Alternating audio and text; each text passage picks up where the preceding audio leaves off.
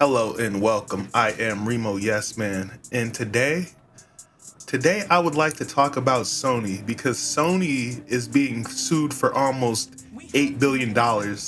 So let's jump into it because this is absolutely wild. And the funny thing is, when you learn the specifics of it, it's even weirder how this ended up happening to Sony and not Nintendo, considering the fact that the shit that Sony's being accused of, Nintendo has been doing for way longer than anybody. But the thing is, if this lawsuit is successful, you'll probably see sweeping changes from Nintendo and Sony across all their business practices when it comes to their digital storefront. Hell, you might even see a few changes on Steam's platform, but less so because this isn't necessarily focused on Steam. This is more focused on the console platforms.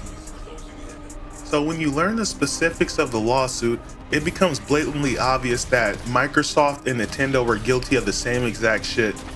The lawsuit basically accuses Sony of overcharging consumers for digital items on the PlayStation Store. And if you are a PlayStation gamer, you will know that Sony has been doing this shit for years. In fact, when it comes to the PlayStation ecosystem, I try not to buy anything unless it's from the deal section, because I know the only section that you're going to get a fair price is in the deal section, because Sony's overcharging for almost everything. Like games that came out years ago are still being sold for $60 on the PlayStation Store. And it's not just Sony, it's Microsoft and mostly Nintendo. Nintendo's been doing this shit for years. Like with Nintendo, it's super common to see games that came out 4 to 5 years ago that still cost $50 to $60 on the Nintendo Store. Now, this article from Reuters goes on to state Sony must face a mass lawsuit worth 6.3 billion pounds, which basically equates to $7.9 billion, over claims that PlayStation maker abused its dominant position, leading to unfair prices for consumers, a London tribunal ruled on Tuesday. And let me just start by saying they're not wrong. Sony's been abusing its position as the market leader for a really long time. In fact, when you look at backwards compatibility, right? One of the reasons it took so long to get backwards compatibility is because Sony knew they were the industry leaders, right? So why would you want to do backwards compatibility when you can just resell games? You know, you can just sell titles over again, you know? There was people actively advocating against backwards compatibility back in the day. But when the PS4 came out, the PS4's adoption rate was so high, and you know, they sold so much digital goods on the PS4 that you can't just neglect backwards compatibility anymore, because people own so much PS4 shit that they're going to expect to be able to play that during the next console generation. And not just that, it wasn't just backwards compatibility. Remember crossplay? The whole reason it took so long to get crossplay is because Sony was not on board with it. Sony was the whole reason why it took so long to get crossplay in the industry, because Sony knows they're leading in the console market. So if you're leading in the console market and you have the most players, why would you want to share your player base with Microsoft, you know, or Nintendo? You wouldn't, because it's stupid. You're in the lead, you know? But the reason you would do it is because it's extremely pro-consumer and it keeps games alive for a lot longer. The whole reason it took so long to get crossplay was because of Sony. And remember, it was kind of Epic Games that showed us that crossplay wasn't that difficult. It was like as simple as turning on a button and PlayStation players were instantly playing with Xbox players. You remember that? And then Epic Games released a statement saying, oops, we did that by accident, our bad, we'll disable it right away. And when they did that, it made Sony look stupid. It made Sony look ridiculous.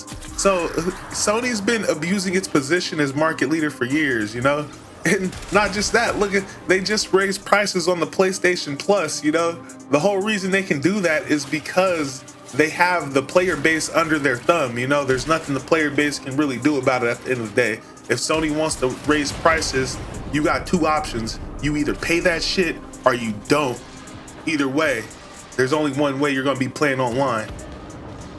So, this article goes on to state that Sony Interactive was sued last year on behalf of nearly 9 million people in the United Kingdom who had bought digital games or add-on content through the PlayStation Store. Alex Neil, a consumer advocate who worked on previous campaigns, is bringing the case against Sony, valued at up to £5 billion plus interest. Her lawyers said the aggregate damages estimate the case was up to £6.3 billion in the court's filings last month. She says the company abused its dominant position by requiring digital games and add-ons be bought and sold only via the PlayStation Store, which charges a 30% commission to developers and publishers. So yeah, you ever notice when you buy something on the PlayStation Store, especially like a digital item, it's basically instantly bound to your account. You know, you can buy something by accident and too bad, so sad, you're not getting a refund, or you have to jump through fucking hoops to get a refund. And then on top of that, I've heard of people getting shadow banned from the PlayStation Store for getting a refund. Like Sony, they're very anti-consumer when it comes to giving out refunds, right?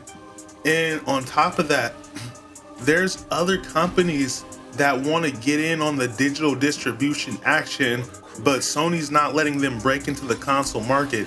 And it's not just Sony, it's Microsoft and Nintendo, because why would you let another storefront on your platform, you know?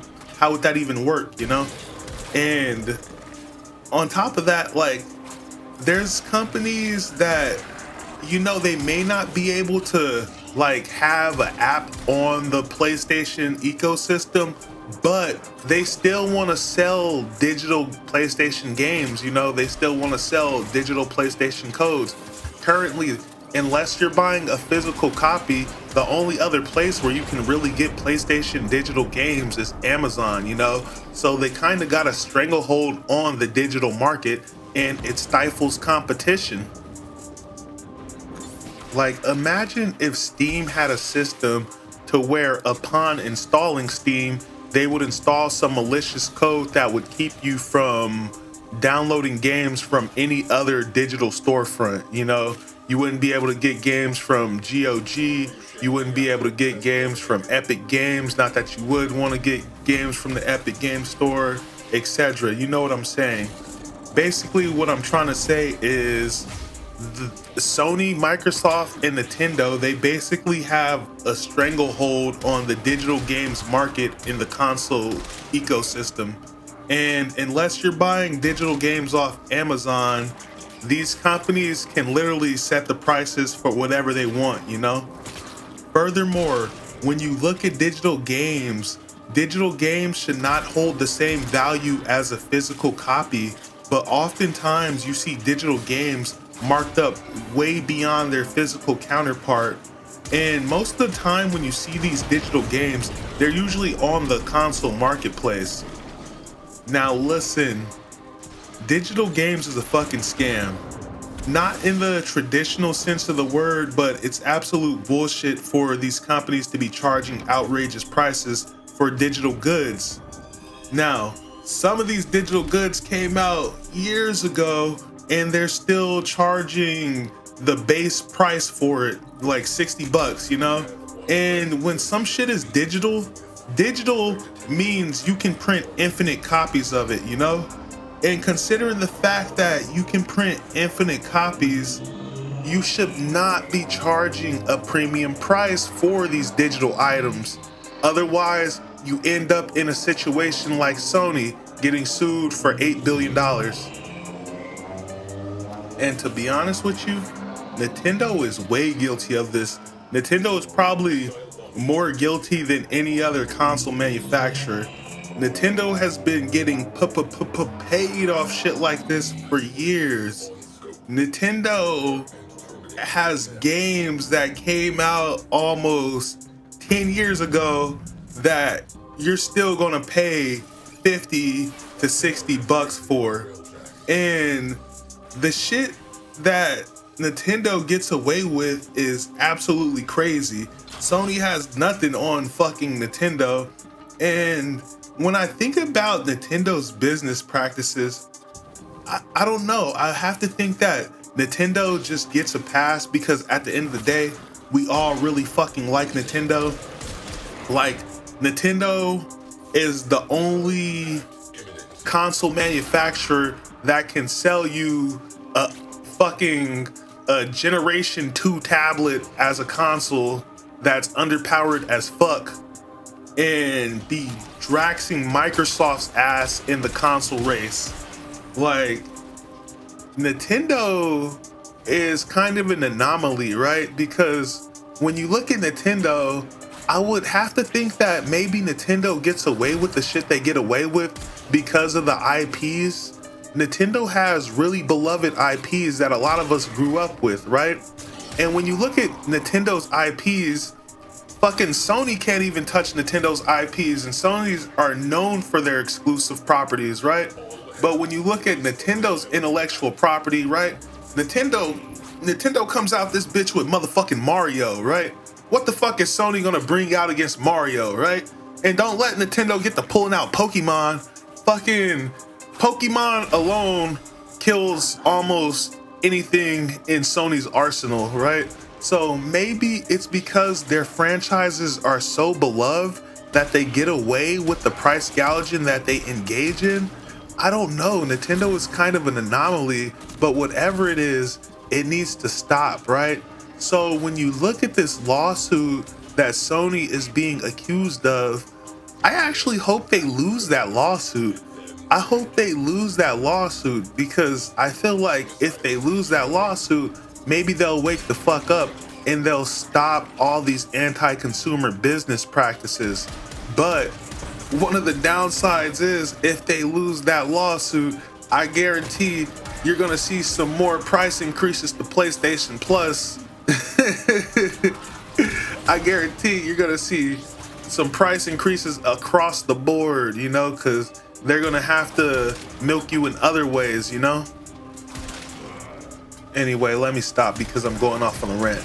The point I'm trying to make is the shit that Sony is being accused of, they're absolutely guilty of. And all the other console bros being Microsoft and Nintendo, they are also guilty of overcharging consumers for digital items on their storefront. And they are also guilty of stifling competition. So I hope this lawsuit does succeed against Sony, because if it succeeds, we'll see sweeping changes across the industry. And we might even see a few changes across Steam's platform, although this isn't necessarily focused on Steam. You know, we might still see a few minor changes over there. Anyway, guys, that's all I got for you. It's actually Thanksgiving today, so have a fucking wonderful Thanksgiving. Thank you guys so much. I really appreciate you guys. You guys just have a beautiful day. That's the best thing you can do for me at this point. Peace.